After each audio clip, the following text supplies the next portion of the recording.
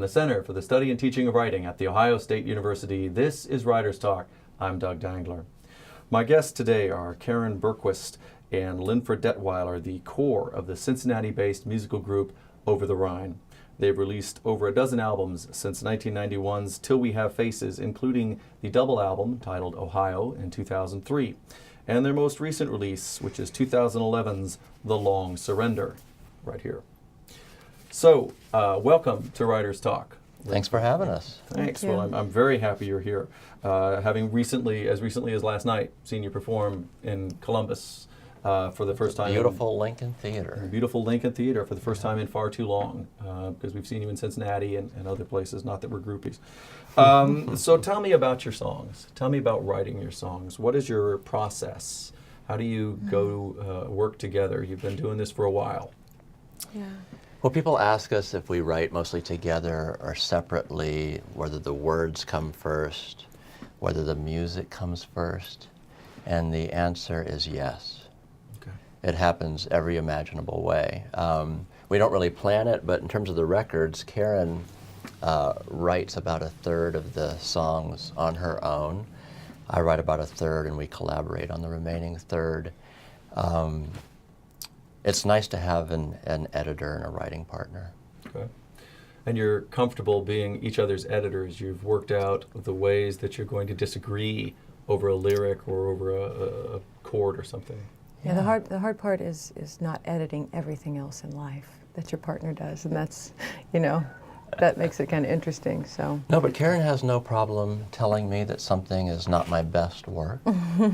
So we have really tried to retain our objectivity. The thing about writing is you have to be able to step away and look at a piece of writing as if it's somebody else that's written it. Songs are so personal, it's really hard to get that distance. A writing partner can help. But we just want the work to be good, so we're willing to hear the truth. No matter how painful the truth may be, and you still have to be around that person later that same day, as opposed to a Right. song. Yeah, ultimately we trust each other. So Okay. Yeah. How do you, when you're really hit on something you think is good, how do you define it as good? What makes you say to each other, that's really good because X or Y? Do you have things like that? Certain. We do. We sort of developed a little checklist so that we know if something is resonating with us. And Linford and I both care about fresh language, and we care about a little thing called X factor, which is a little bit hard to define. We care about risk, a little element of danger, vulnerability. Those things all have to be present in the lyric, and I think we're a little harder on ourselves lyrically than we are musically, I think, sometimes, but hopefully that pays off in the end. Okay. musically, though, my meter is just I have to feel something emotionally or physically. There has to be some kind of an impact there with a song, where you start to feel that chemical reaction on your skin, or your body begins to change. It's interesting, the ancient Greeks thought of music as sort of the polar opposite of astronomy. Astronomy was all about mapping the furthest reaches of the universe, really finding out what's way out there. Music was very much about mapping an internal world and really getting into the furthest reaches of what's going on inside. Sure. So I think music has that power to make us aware of places inside that we had forgotten existed. You can feel something waking up, I think it was Kafka that said, a book should be the axe that smashes the frozen sea within. How about a song? A song should be the axe which smashes the frozen sea within. I like that. So if I'm not feeling anything, I'm going to lose interest pretty quickly. Okay. Well, on that note, Karen, one of the songs that you've written is Ohio, if I'm not mistaken, which is appropriate enough for a show that often works with Ohio writers. Tell me, one of the lyrics, it starts with, "Hello, Ohio, the back roads. I know Ohio like the back of my hand. Hello, alone, Ohio, where the river bends, and it's strange to see your story end. Mm-hmm. Tell me about the writing of that song, which I think is really personal to you, and it seems to be about the decline of, say, small towns. Or It is about that. It's also about a personal experience. It's about a chapter in my life, interwoven with other chapters. It involves some first memories that I had as a 7-year-old girl driving down Route 800 into this little coal mining farming community, leaving Arizona, a big city like Phoenix, to start over, with my maternal family. So it's a very personal song. It pulls from a lot of memories, but it's also a reflection about fear, I think, and sometimes we tend to run away from things that we're afraid of, only to look back later and find that they're really not all that scary. Okay. Well, the lyrics for another one of your songs, and I'm not sure who wrote this one because sometimes they're identified on your website and sometimes they're not, and I wasn't sure. But it goes, I don't want to waste your time. Mm-hmm. It says, I don't want to waste your time with music you don't need. Why should I autograph the book that you won't even read? I've got a different scar for every song and blood left still to bleed, and I don't want to waste your time with music you don't need. That seems to me to be, again, written from a really interior place, as you were talking about. And were you the author on that one? Or okay, I was.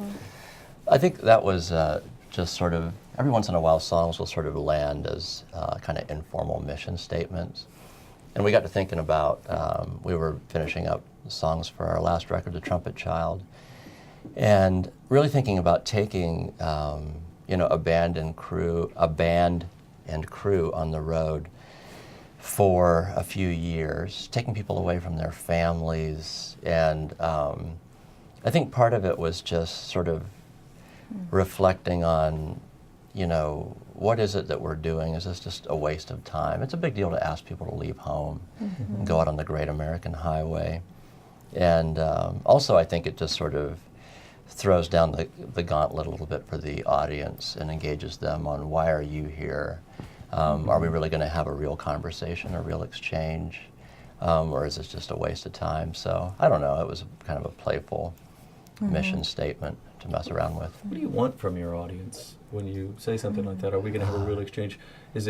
What are you looking for in the audience? Because sometimes it's hard to see them, right? You've got the lights in your eyes. As a writer, you're putting out your thoughts, you're putting out your emotional state for people. What do you want back from them? Definitely cash. Okay. Good. But other than that, no. I can't always see them, but I can feel them, and the energy that they give back is a very tangible thing for me. We've been doing this for 20 years, and I think what has really ultimately sustained it is us being able to stay interested in the music, first of all. But, if we didn't feel we were doing good work, we would have moved on to something else. But we believe in what we do. But the audience, the amazing connection that we have with them, I think, is about them inviting the music to be part of the big moments of their lives. And when you start connecting with people on that sort of level, where people are sort of falling in love with your music nearby, conceiving with the music nearby. We get letters. Hey, it's all been documented. We've got proof. How many are named? Taking the records to the delivery room at the hospital. I missed walking down the aisle, or dancing their first dance with the bride dancing with her father to one of our songs or something. Taking the records to the hospital to give birth, and the whole right through the other end of the spectrum, where people are being put in the ground with our music close by, people going off to war and taking a record with them, that connects them to home. Those big moments, when songs get tangled up in those big moments, then you've got something real happening, which is worth leaving home for. And so I think that's the kind of connection that we're trying to make. Okay. Okay. So we can quote you as the connection is you're looking to put people in the ground. That's Or the fetal position. or the fetal position. No. One of the other things that I've noticed a lot, there's a tension in your work between religious themes like only God can save us now, and secular, maybe even hedonistic themes like trouble, which begins with the lines, if you came to make some trouble, better make it good. Your sexy cocktail hour stubble is doing what it should. Well said. And I'm wondering how that works out for you. What is that you're, of course they're different songs, but there's a lot of, you're going from one song to another. You're creating records that have these themes. And how much does that play into it for you? How difficult is that for you to say, okay, we've got the, cocktail song on the album, so we've got to be careful about maybe doing a more spiritual song. Is that something you're concerned about? I don't think we have that much of an agenda. I think we just really try to write out of the honest place that we live, and I think that is the approach that we've taken and we've tried to take, and we care more about our music being accessible to anybody we would walk up to on the street. And I don't want to have an agenda. I really don't feel like that's why I'm here. To connect with people, yeah, and to be honest and about something I'm dealing with or discovering, and to have somebody come to me and say, wow, I get that, that's really a big deal for me, but I don't know about you. Yeah, I mean, that being said, I find myself very interested in songwriters like Leonard Cohen, who can really get spirituality and sexuality all tangled up together in the same song, and maybe breaks down some of these artificial barriers that we construct between different parts of our lives. And there's another quote that I love by a British author, G.K. Chesterton, and he said, we need priests to remind us that one day we're going to die, but we need a different kind of priest, the poet, the singer, the painter, to remind us that we're not dead yet. So I like both of those things to be going on in my music. I do like to think about some of those big questions, and I've had to bury a few loved ones myself, and music is a great way to process some of that loss and just the fragility of humanity or whatever. But that part of music being able to remind us that, hey, we're not dead yet, let's have a good time. Music does break down walls and barriers that we do tend to construct, and I think sometimes they're stumbling blocks, and they're false walls as well. We really noticed that actually 3 years ago when we put The Trumpet Child out. It seemed, and we're still kind of continuing on this road, but it seemed like the country has been being increasingly divided into different camps, conservative, liberal, people poor, rich, poor, people that are religious or secular or whatever, and music, or even racial divisions, and music is one of those great American, gifts, all this music that could have only happened in America, and you can see music obliterate those boundaries. Like if you go to an Al Green concert, it would be one of the most diverse audiences you've seen, black, white, rich, working class, people there that love his gospel secular, music, people there that love his, his Mhm. love songs, and everyone's kind of together in the same room, and we love that being kind of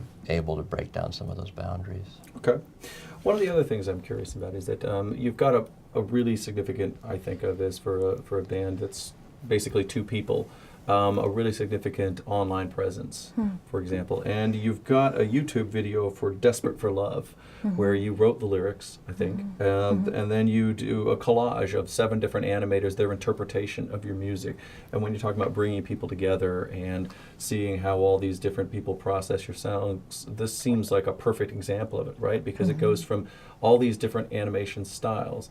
Tell me about creating that and how you chose the animation that's there and how it spoke to you. It was a great experiment. This animator that we'd loved we were talking to him about maybe working together on a video, and he came up with this idea, why doesn't he do the first part and then just pass it to somebody else, then pass it to somebody else through the different sections of the song. So it was a bit And it more was- random. But Yeah, it was almost like those drawings you did as a child, where somebody would draw the head and then turn the paper over, somebody else would draw the torso, and then somebody else would draw the... But it was just, yeah, kind of a playful, funky journey through that song, and We was a loved fun, it. fun experiment. Yeah. But we had very little. We were very hands off. Yeah. We just told them to have fun. Which is rare for us, but it was good. At the end, what did you think? I mean, were there things that surprised you out of it? I mean, usually Oh, yeah. it's not your interpretation, right? Right. I mean, I guess the Right. surprise would be, oh, that's what I thought of when Right. we were working on that song. Yeah. No, I love that, and it's good to let other people tell you what the song's about. You know, I mean, we definitely have our own ideas when we write a song, but we were making our first record years and years ago, and Linford was about to explain to the producer what he thought what the song was, and the producer said, "Stop! You know, I don't want to hear it. I want to know what it means for me." I want to hear the song. The song has to speak for itself. I loved that. Yeah. Rather than me explaining it and being excited about this new song, let the song just do let the him own it. communication. Let Is the that a listener common- own it. Have you run into that with other producers? Is that something that you're looking for as a producer who will sort of interpret that on its own merits and not? Yeah, I think we want a producer that's interested in making a well-made thing that speaks for itself. You know, I mean, there's going to be times when we'll have opportunity to talk about a song, you know, at a show or whatever. But ultimately, I think the song has to speak. Okay. You wrote a song called Bluebird. I think that's the title of it, but it's inspired by the poem Bluebird by Charles Bukowski. And I'm curious about writing a song like that with Bukowski's lyrics going Yeah. through your mind. How did you interpret that? Because it seems to me sort of, to follow off what you said, you've got one person saying, here's my lyrics. You're taking a very different tact on it and saying, here's the kind of lyric that I see when I hear this or that I imagine for the song.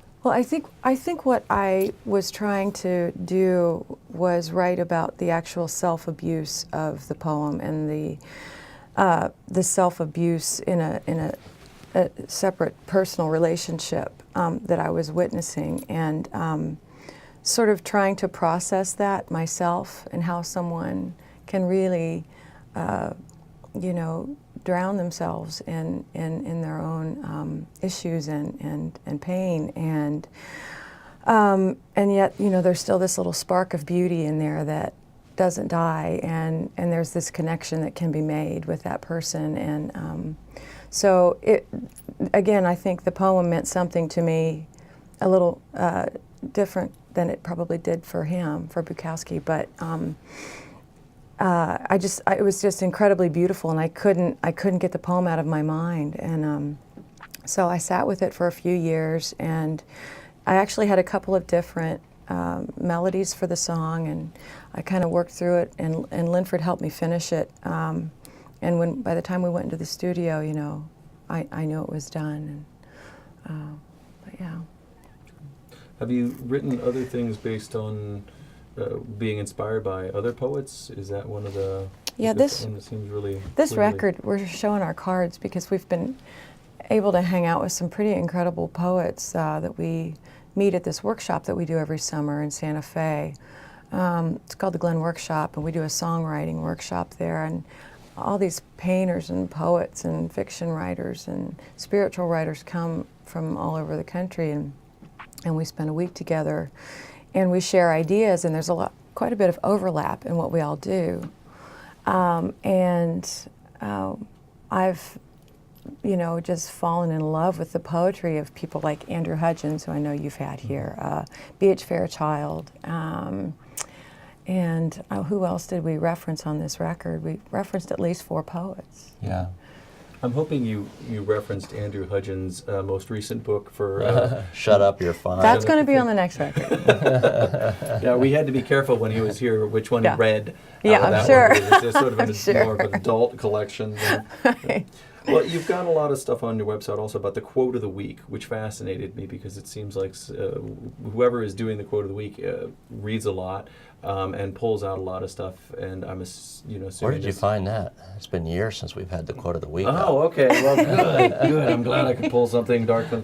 Well, you've got quotes from Pat Conroy, Vincent Van Gogh's letter, Tom Waits, and things like that. And I thought, this is these are people who are really interested in literary stuff, and not only that, like the short story contest and things like that. And it just seemed to me to be a really interesting thing because you've got, for somebody that's not musically inclined, when I see like both of you sitting down and playing at the piano so well, and then also doing the lyrical stuff, it just amazes me how you have two parts of the mind that work like that, and those different interests. So I was really taken by that. You've also got all your lyrics online, which I hope you know. Yes, we do know that. I know that.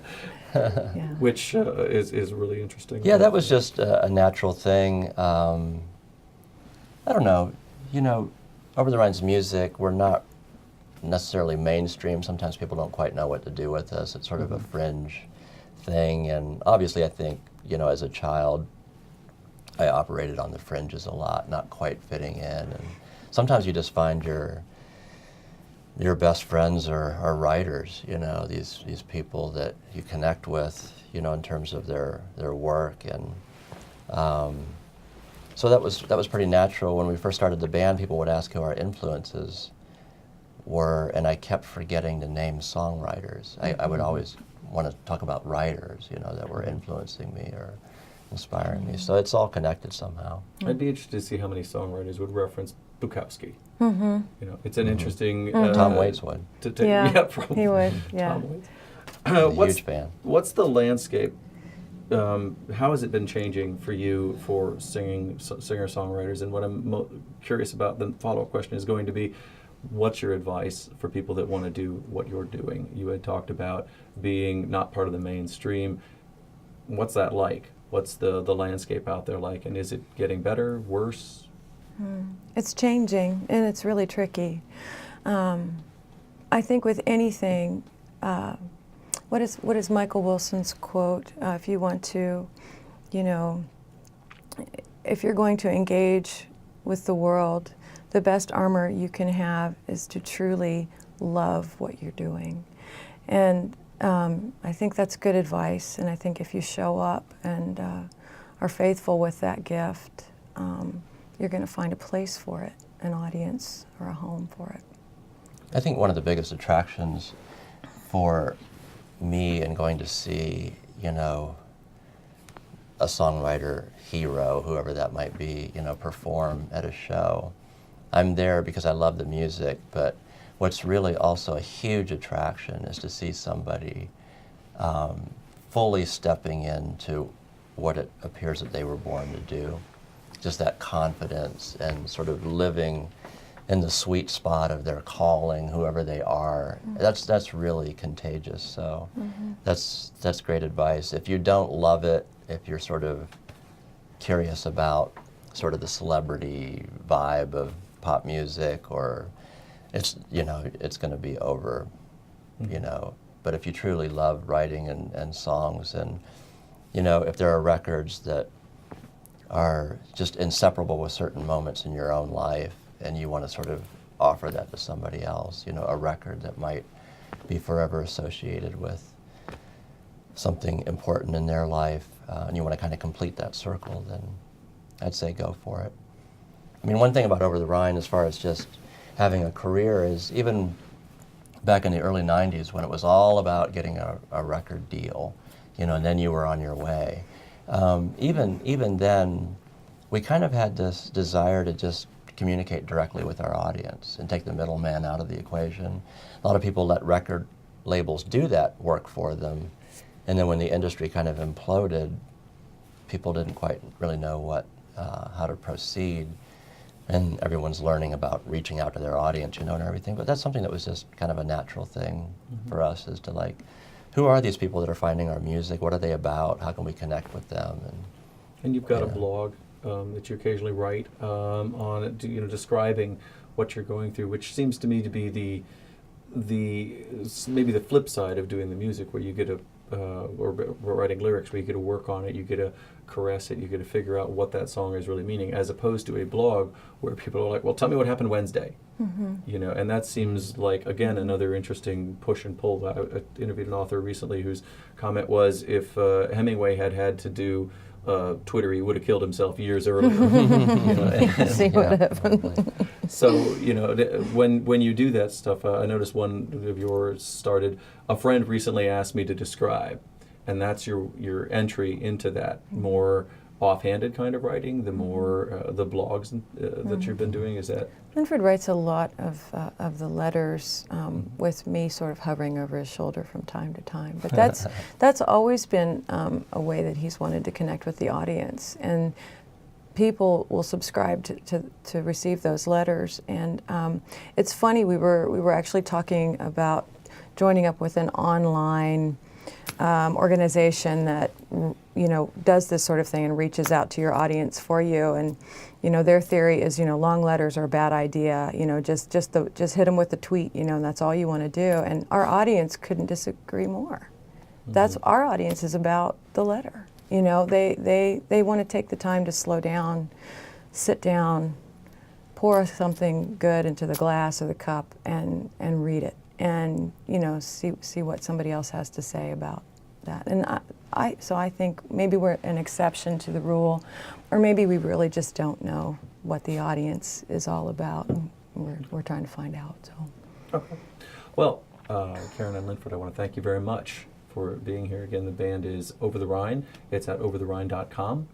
And very much encourage everybody to go and look that out. So, thanks for having us. Thank you. Yeah, great. Thanks for coming. And don't make it 3 years before you come back to Columbus again. Okay. Really, seriously.